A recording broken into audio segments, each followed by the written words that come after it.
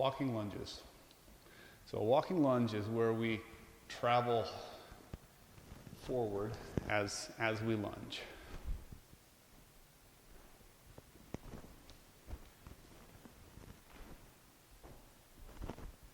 Okay?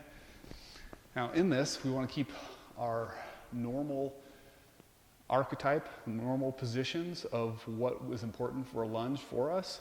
So when we step forward, we're going to step out far enough, it's going to be a pretty far step, that we can get this back knee behind our hip. Let me turn sideways to the camera here.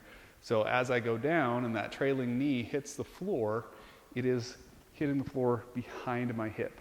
So if I took a shorter step, it would be here either under my hip or in front of my hip, and we don't want that. We want it to be back behind the hip.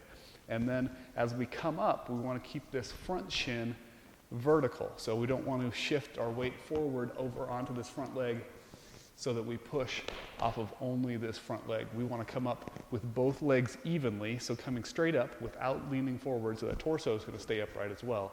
Stand up, and then follow through into your next step.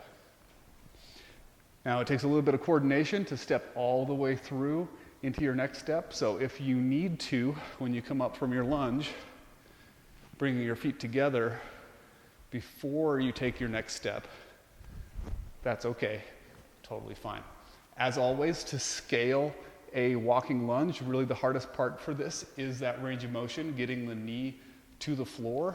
So we just work with the range of motion that you have. Take a step, and if really you can only recover and come back up if you go halfway down and your knee isn't toward the floor, then that's the range of motion that you have. Just continue to work with the range of motion that you have, and don't get lazy with it. Keep pushing yourself to improve that range of motion, because the goal is going to be to have you be able to touch the floor with your knee at some point in the future. Okay? That is our walking lunge.